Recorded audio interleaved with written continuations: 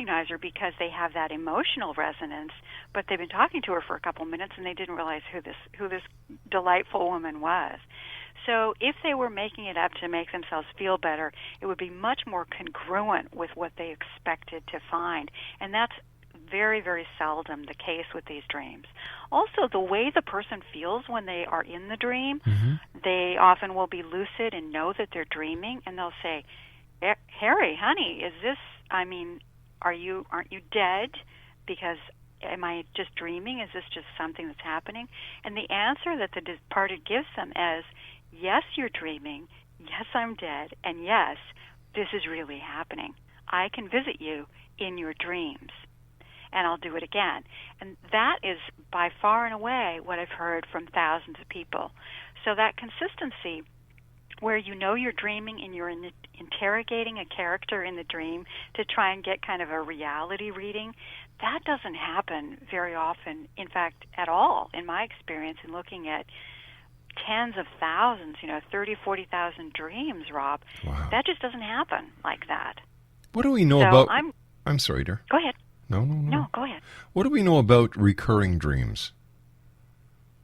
Well, recurring dreams, usually there's two kinds. One that happens over a short time period, like maybe for the last 3 months or the last couple of years, and those are usually associated with a very particular kind of stressor or kind of puzzle that the person is dealing with.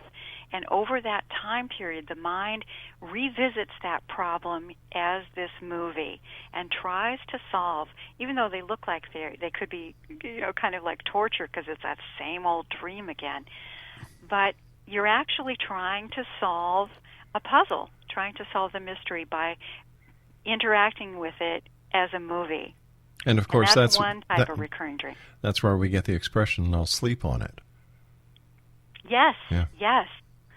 The other kind is more related to early life, and that's a dream that you may have had when you were a youngster, and you get it maybe once a year throughout the lifespan.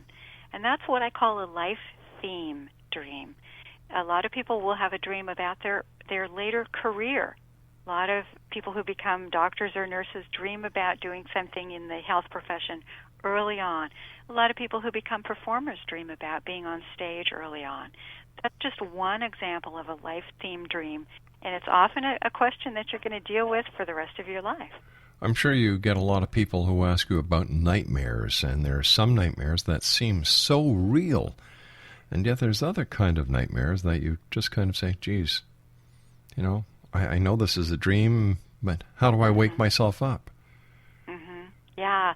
It turns out that people who are fairly sensitive and imaginative are more prone to nightmares than other people. We used to think maybe 50 years ago that nightmares were always a result of trauma, something horrific that had happened to you and you were flashing back. And of course that does happen with post-traumatic situations, but by far and away the predominant reason why people have nightmares has to do with how sensitive they are to certain kinds of stress and how overloaded they get with stimuli. That's why youngsters have so many nightmares, and then as they get older, they don't have as many. They outgrow them because they're not chronically overstimulated. Does the food we eat before we go to bed affect our dream patterns? Well, it's very individual, Rob. Some people are just like food sensitivities are individual. You may be able to eat something and I can't, vice versa. But yes, anything that affects your body can affect your dream. And anything that affects your mind, such as even over-the-counter cold medicines, those kinds of things, definitely trigger kind of psychedelic dreams for some people. How important is keeping a dream journal for people who really want to keep track of their dreams, and how can you use a dream journal to be a better you? Well, I think, you've touched on one of my passionate things. I think it's very important to keep a dream journal. Even if you don't, write a whole big page entry, even if you kind of say, I had that dream again about losing my car. Then you can look, it gives you a fighting chance to look at, okay, in what context is this particular dream coming? And that will go a long way to helping you figure it out if you look at the patterns of when it arises. And also you can kind of save things and remember the dream as if it were happening, and you'll get a much better recall than if you just try to keep it in your head. Something about writing it down allows you to process it in a way. And also, I've found over the years, with people who have nightmares, they come to my classes in groups, and after a couple of months, they're like, you know what, I can't believe it, but I'm not having nightmares anymore. It's as though turning towards that part of your mind that was trying to get your attention by crashing through a window at you, turning towards it and having a communication and saying, okay, I'm listening now. What more would you like to say? That eliminates that high volume, high drama that the mind was almost using that to get your attention. Is it possible to share dreams with other people? Oh, it is, and that's one of the most exciting areas of dream research called shared dreaming or mutual dreaming, where, if you and I might have dreamt last night about doing the show tonight, that kind of thing, where two people remember, often siblings, close friends, people who are working together closely, or people, married couples. Sometimes parents and kids will have the same dream, and they will find out about it by telling each other, hey, we were under a bridge, and then, wait a minute, and then you picked up this broken glass, and they'll remember it together. And so that's another thing that makes us think that in some cases we're not just having these dreams inside our little human skulls in our brain. We are receiving it and remembering it in the brain, but we're actually maybe traveling to another landscape. There we can encounter each other, and maybe it's another dimension. Who knows? We don't know quite what's going on yet. But there's no question that we have shared dreaming, and that the more you investigate it, talk about it, share it with others, the more it happens. My students go crazy at the university because as soon as they're in the dream class for a while, they start to share dreams, and it really freaks them out. What about the dream where you're falling? Do we understand the psyche behind that dream? Well, a lot of times what's going on with a falling dream is a sense of overwhelm. The person may or may not have really intense problems that they're dealing with, but if the intensity of the problem is getting under their skin, then they may have a falling dream. And when we had kind of an economic really tough time in the States here a few years ago, a lot of people had falling dreams. I was getting a lot of reports of them. And sometimes they would drive their car off a cliff in their dream. Sometimes they would just be free falling from a great height. And they were going through some real tough challenges economically, losing their homes and so forth.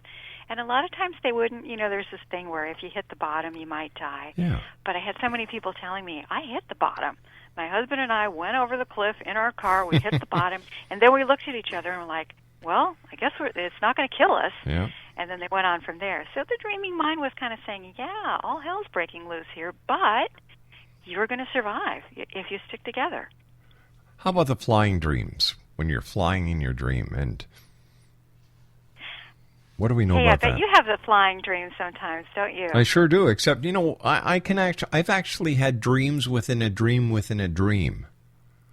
And I can tell what's going on because I try to read something. And if I can't read what I should be able to read, I know I'm in a dream, and that's when I start having one heck of a good time.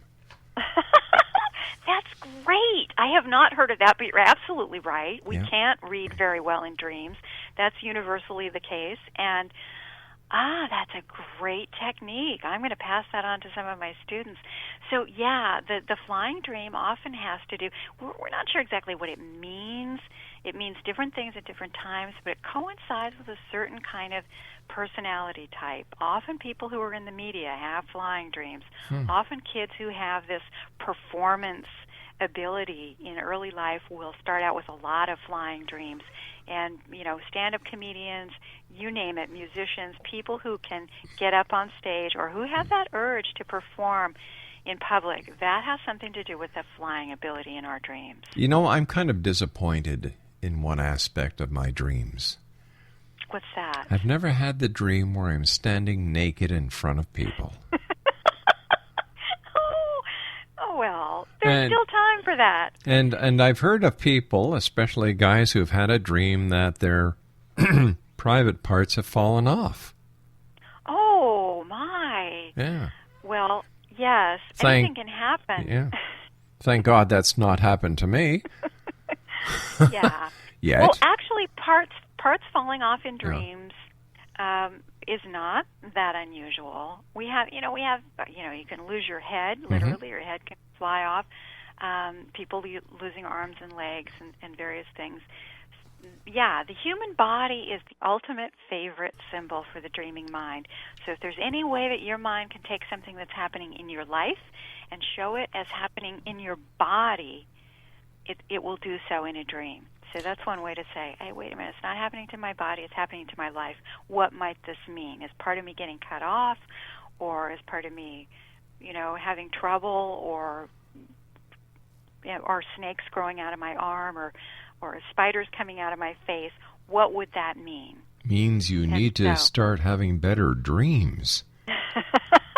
Well, those are some of the typical things that happen to us. So you have to look at it as your life instead of your body. Geez, I don't know. Snakes for arms and spiders coming out of my face.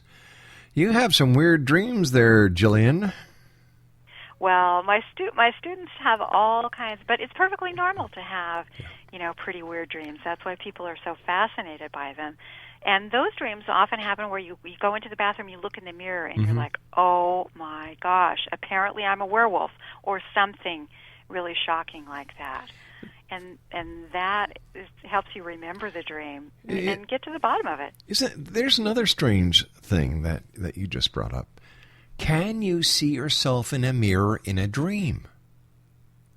Well, people do it all the time. Really? And it's usually some kind of weird distortion that you're seeing yourself. Here's the thing that teenage girls will often dream. They'll go into the bathroom and they'll look at themselves and they'll have like a mustache, or they'll look like a man.